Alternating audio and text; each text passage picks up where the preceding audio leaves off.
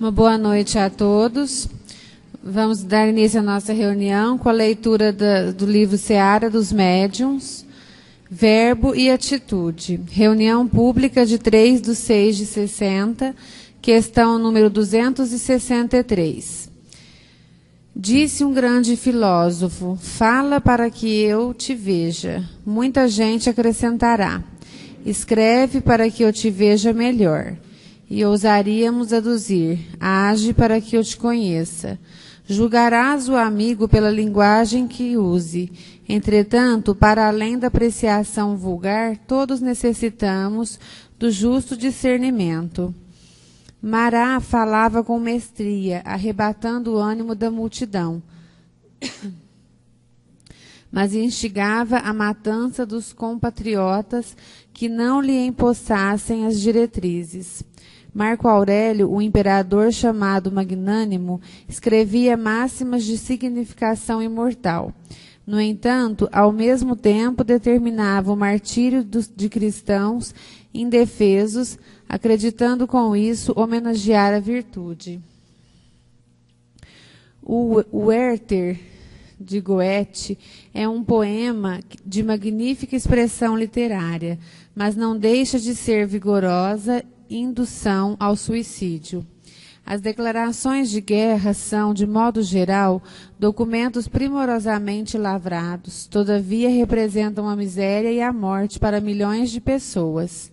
Há jornalistas e escritores que figuram na galeria dos mais sábios filósofos, e apesar disso molham a pena em sangue e lama, para gravarem as ideias com que acentuam os sofrimentos da humanidade. Tanto quanto possível, escrevamos certo sem a obsessão do dicionário. A gramática é a lei que preside a esfera das palavras. A instrução cerebral, porém, quando sem bases no sentimento, é semelhante à luz exterior. Há luz na lâmpada disciplinada que auxilia e constrói, e há luz no fogo descontrolado que incendia e consome. Identifica o mensageiro, encarnado ou desencarnado, pela mensagem que te dê, mas se é justo lhe afiras a cultura, é imprescindível anotes a orientação que está dentro dela.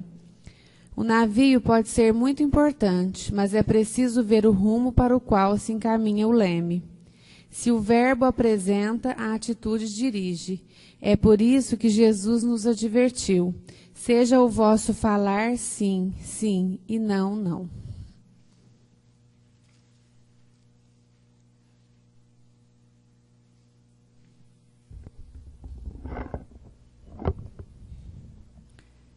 Então, boa noite a todos. Nós vamos fazer hoje a 18ª sessão prática, unidade prática, trabalhos de desobsessão, né? Então, nós vamos iniciar com uma prece, levando o nosso coração a Deus, a Jesus, rogando a Ele amparo, proteção, para que possamos acalmar os nossos corações, as nossas mentes, para melhor assimilar a lição da noite de hoje e que possamos, no momento da prática, do exercício prático, poder doar de nós a melhor energia para acolher, socorrer e amparar a essas criaturas necessitadas que por aqui passarem. Seja conosco, Jesus, neste momento. Que assim seja. Quem vai nos dar a aula, então, é o Antônio, trabalho de desobsessão.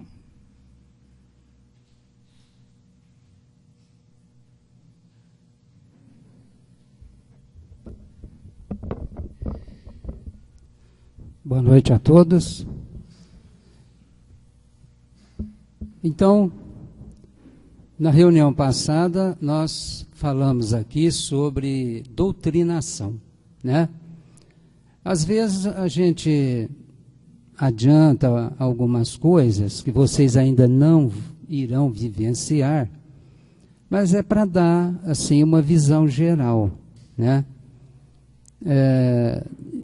Porque tudo começa devagar. O Cohen é muito didático, né?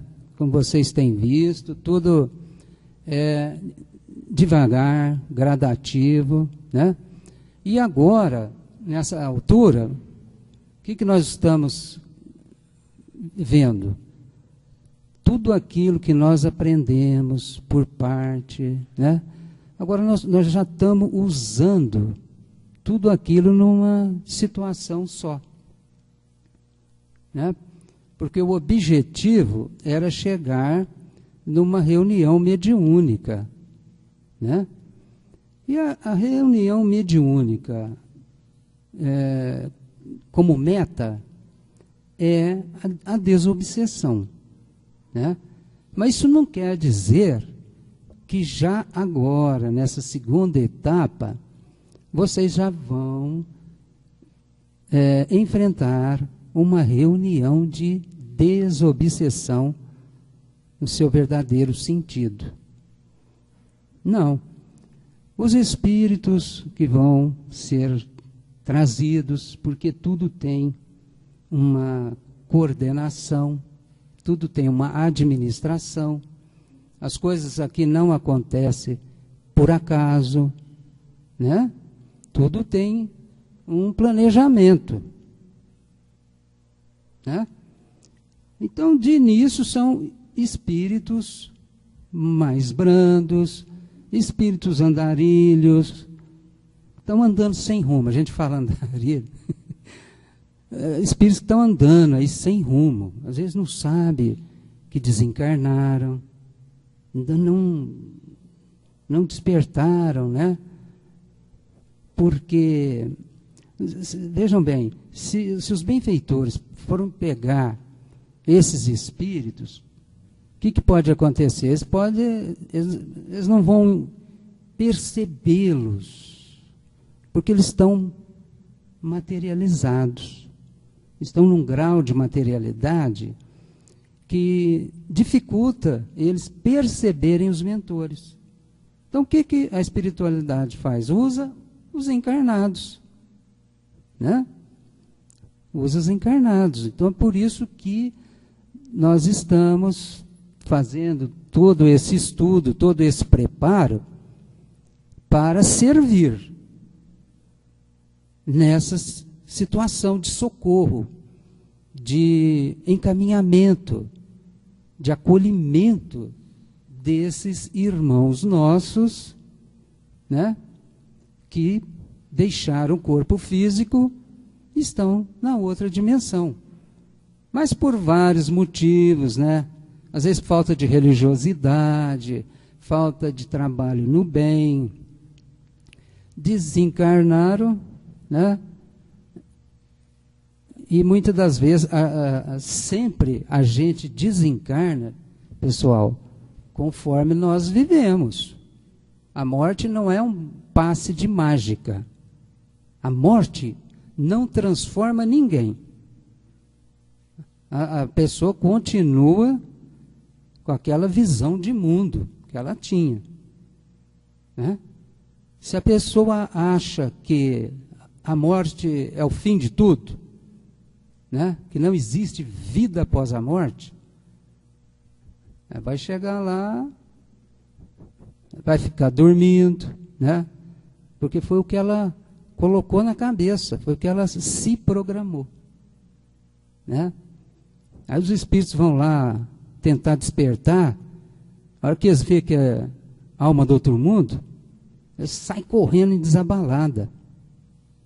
Isso aí, nos livros lá de André Luiz, mostra isso daí, né? Até chegar um momento ali de poder criar uma situação em que eles possam ser despertos, esclarecidos, orientados, né? Então vocês poderiam perguntar, mas é só aqui no Brasil que tem espiritismo praticamente? Mas não é só, né? Lógico. Tem centros espíritas aí em vários lugares, né? O Brasil tem maior número. Nós vimos aí quinta-feira a palestra do Balieiro, ele dá umas os dados estatísticos, né? Mas, então,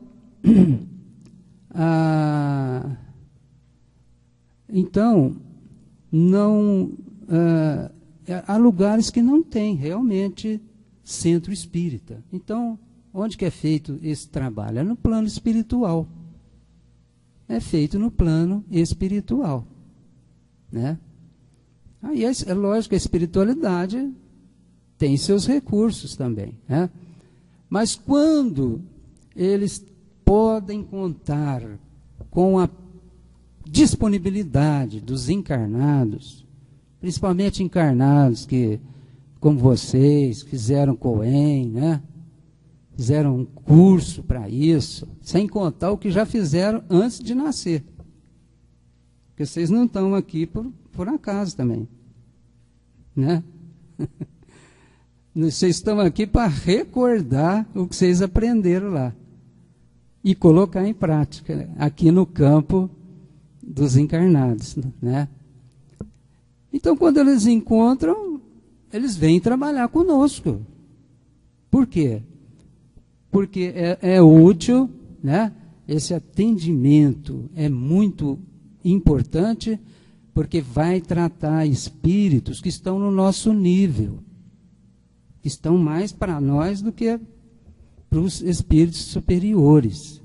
Nós estamos na mesma faixa, né? Então fica mais fácil, eles sentem a gente, sentem o médium, ouvem o doutrinador. Então a coisa fica mais fácil, fica melhor de se fazer o esclarecimento, né? E também dão oportunidade para a gente trabalhar no bem, né?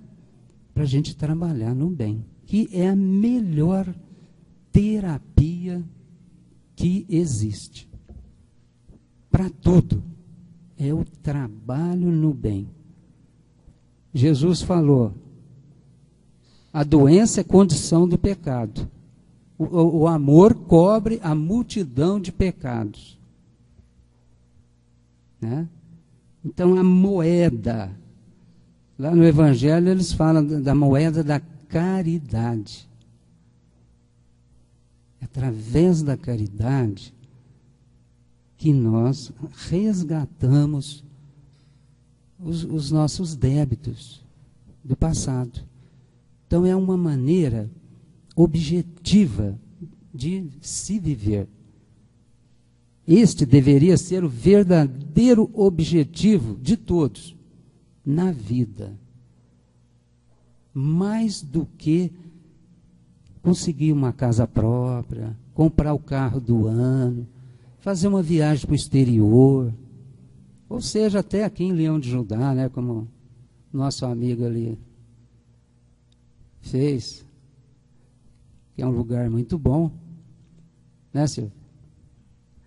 E então, isso daí com o tempo, é claro, vai mudar esse foco, né? Então esse deveria ser o verdadeiro objetivo da vida. E Jesus também falou uma coisinha: buscai primeiro o reino de Deus e que tudo o resto virá por acréscimo, né?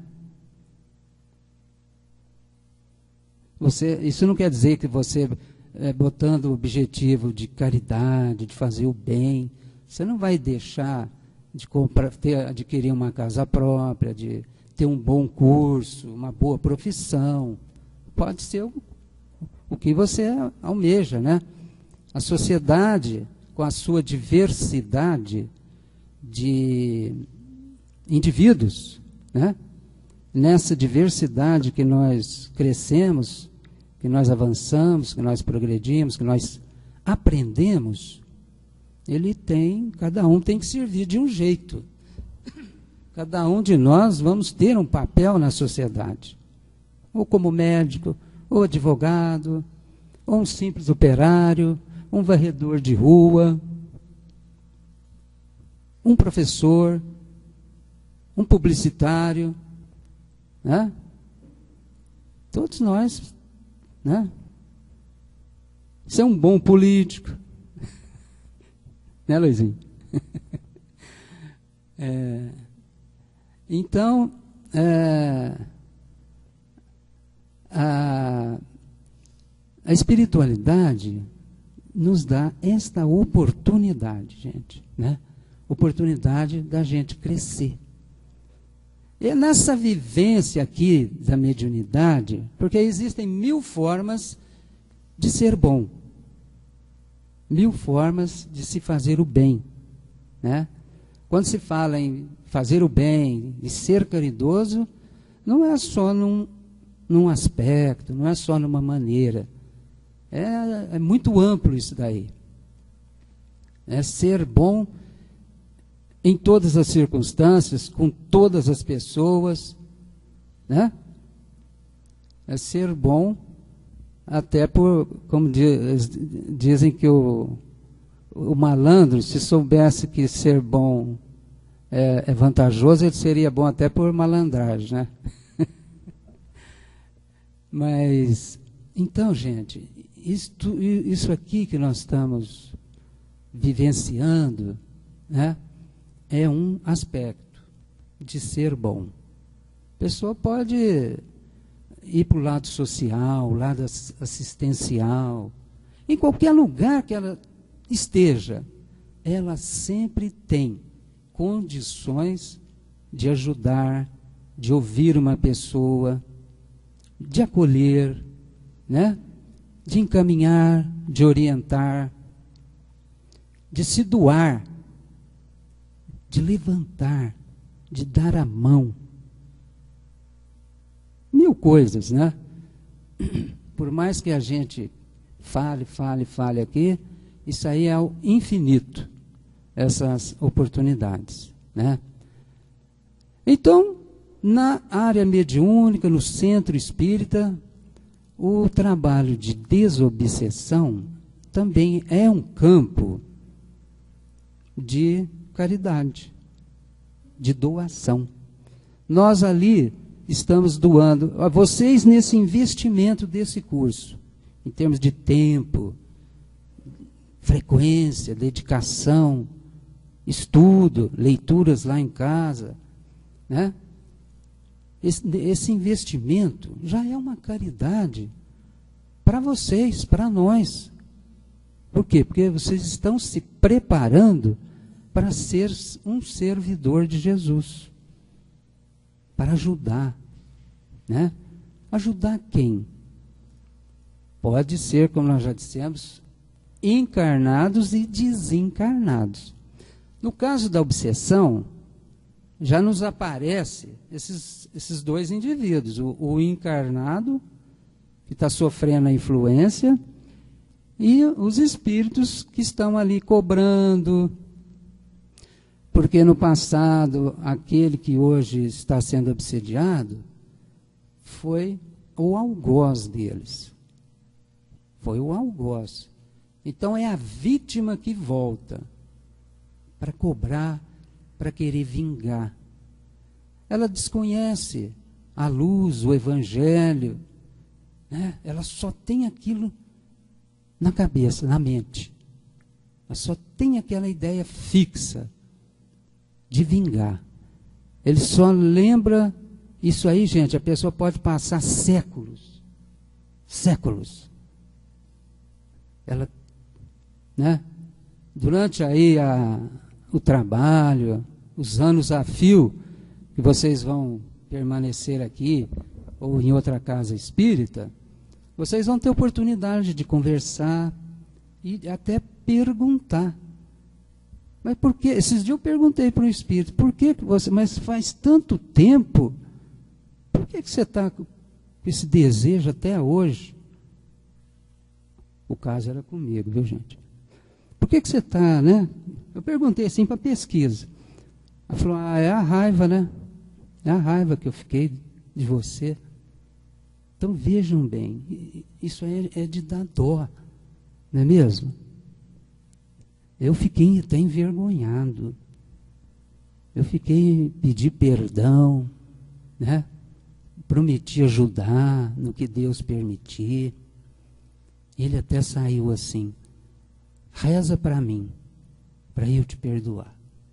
Mas no fim ali nós já estava quase amigo ali. Então, e aí eu quero fazer um gancho aí para a doutrinação. Vamos ser natural na doutrinação, gente.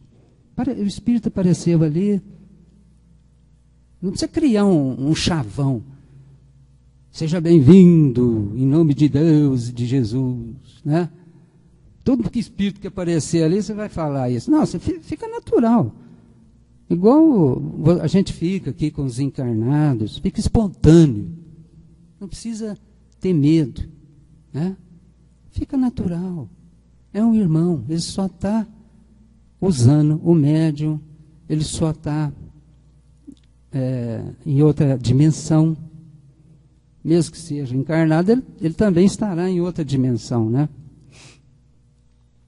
Então, é uma oportunidade da gente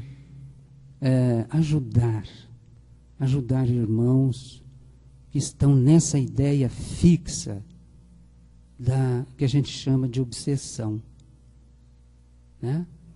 Por mais endurecido que sejam, por mais agressivos, às vezes agridem a gente, ameaçam, mas não precisam se intimidar, porque nós não estamos sozinhos nessa tarefa. Existe uma equipe, né? Existe uma equipe ajudando. E outra coisa, quando eles vêm, são trazidos para a reunião, já passaram por outros tratamentos, né? Eles já foram abrandados. Sempre são tratados com amor. A orientação espírita é que o tratamento seja de amor. Nada de usar recursos fora dos padrões de evangelho, né?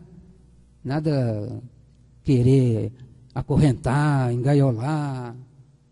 Não existe isso daí na doutrina de Jesus, na doutrina de amor, né? Os espíritos, os mentores, eles usam de recursos que neutralizam eles, né? Mas isso daí é tudo com amor. Só o ambiente da reunião já provoca neles uma mudança. Muitos falam: eu sou bravo, eu sou violento, mas aqui eu estou bobo.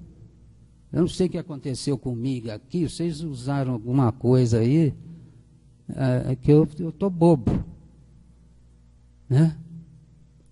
Mas é o ambiente, é o choque anímico, é o magnetismo do amor. Os espíritos neutralizam eles pela prece, pela oração, pelo passe. Pelo passe. Os espíritos chegam, envolvem ali e conseguem neutralizar. Provoca sono, né? Aí são encaminhados, são recolhidos em hospitais, ficam dormindo, né? É aquele sono, né, que a pessoa fica dormindo, mas naquele sono ele vai saindo dele as energias negativas, né? A gente vê nas obras espíritas, nos romances, o chão fica todo, às vezes até com alguma, assim, algum líquido pegajoso, escuro, né? Que aquilo vai saindo dele. E eles vão ali dando passe, orando. E se os parentes orar, melhor ainda, né? Do que se revoltar ou ter qualquer outra atitude. Então, tudo é feito para ajudar. Eles não gostam. Por quê? Porque, de momento, eles estavam com um plano. Arquitetaram um plano. Foram atrás de pessoas, que contrataram pessoas para fechar o cerco ali. Aí vem, né, alguém pede pela pessoa, leva no centro espírita, ou leva em outra religião, leva a espiritualidade, se aproxima, faz a sua parte. O que aconteceu? Atrapalhou o plano deles. Aí eles ficam bravos, ficam revoltados. Ah, vocês estão atrapalhando a gente e tal, né? Mas não fala assim, mansinho, não. Vocês estão atrapalhando, né? Aí vem a conversa, né, que nós já explicamos e que vocês, durante a vida, a experiência, a prática, vocês vão desenvolver esse tirocínio, né, que é o esclarecimento do espírito. Certo? Existem livros, Diálogo com as Sombras, Livro dos Médiuns, porque o Livro dos Médiuns é para os médiuns e para os evocadores, que são os doutrinadores, né? Ou esclarecedores, ou dialogadores, ou qualquer coisa que queira falar. Esclarecedores, né? O André Luiz fala médium esclarecedor. E é uma mediunidade, viu, gente? Porque todo doutrinador tem um mentor ali, intuindo ele para falar. Né? Às vezes a gente quer passar o caso para o mentor, conversa com o mentor, tem um mentor aí do lado, né? Às vezes o principiante usa isso aí. E fica ali meio inseguro. Ó, tem um espírito aí do seu lado, conversa com ele. Aí ele fala assim, ele está falando através de você. Ele está falando, o que você está falando, ele está falando. Né? Então, é ter confiança. Agora, nós temos uma nomenclatura aqui de grupos. Isso é nosso, é da casa. Cada grupo, cada casa, às vezes, tem uma situação diferente. Nós temos aqui grupos de radiação, que é só de vibração, que é as fichinhas. Grupo de pronto-socorro, que é o de vocês. O que vocês vão vivenciar já é o pronto-socorro. Né? Faz a irradiação para as fichas e abre para manifestação.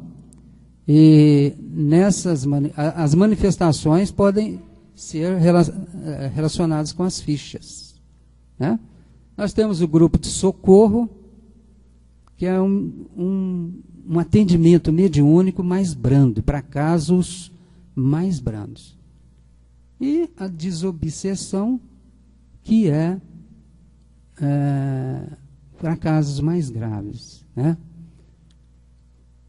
Então, como que é encaminhado para... Tudo aqui é encaminhado, é recebido pelo atendimento fraterno, né? Ou a pessoa fala com o atendente, ou chega ali na secretaria, já alguém leva o nome de alguém, traz o nome, né? E vai para uma triagem. Nessa triagem, a gente fica com 2 médiuns, a gente vai passando ficha por ficha.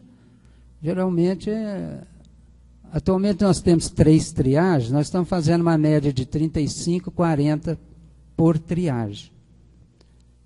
E aí indicam, né? Desobsessão, irradiação, socorro, passo magnético. E aí é feito. Então, todo tratamento tem uma ficha. Vai fazer uma desobsessão, tem a ficha do paciente. Vai fazer irradiação, vocês já estão vendo aí as fichas. Né? Tudo é com ficha. Tudo é com ficha. Agora, tem dia que a gente faz para o grupo. Aí não vai ter ficha, né? Mas a gente tem que agendar, botar ali no calendário, tudo agendadinho.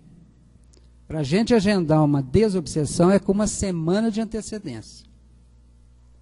Para a gente agendar um socorro, 4 dias. Certo? E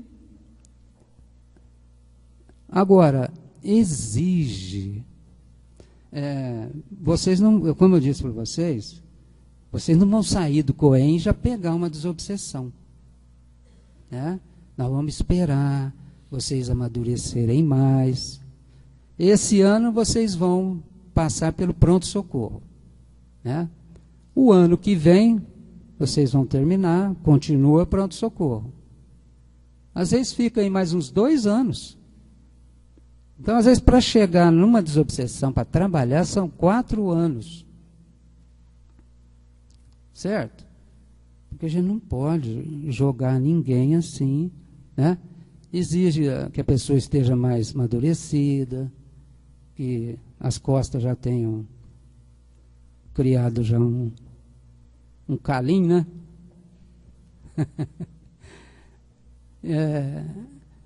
É a experiência, né? É a experiência. Quanto mais passa, nós vamos adquirindo experiência. Agora, em tudo, nós devemos sempre procurar fazer o melhor. Seja médium, seja doutrinador, seja passista, né? Procurar sempre fazer o melhor, procurar sempre aperfeiçoar o nosso trabalho, né? Ser bem atento, ter autocrítica e não se melindrar se alguém fizer alguma observação. Isso aí são 2 pontos fundamentais, né? É preciso ter humildade, é preciso ter interesse. Kardec até fala de realmente até perguntar, né? Você tem notado alguma coisa aí em mim, né? Ou perguntar até para outro grupo. Kardec recomenda até isso, porque isso é para a segurança, é para o equilíbrio do grupo. E na mediunidade, na desobsessão, o grupo tem que estar muito equilibrado, né? Aí no texto do Cohen fala assim, não pode ter vacilações. Não pode vacilar. Né? Não pode entrar num milindre. A gente costuma dizer abrir brecha. Né? Porque isso pode ser usado, né, por espíritos assim que queiram atrapalhar, provocar desequilíbrio, desarmonia ali no grupo, né? Por isso que nós, nesses 2 anos, acima de tudo, nós estamos construindo amizade, harmonia, fraternidade, confiança mútua, que são elementos fundamentais, que vão proporcionar o equilíbrio do grupo, para que a gente possa ter uma boa sintonia com a equipe espiritual e ser um instrumento útil na tarefa de libertar consciências, libertar irmãos que estão em conflitos há séculos, né? Então era isso que nós tínhamos a dizer. Que Jesus nos abençoe a todos.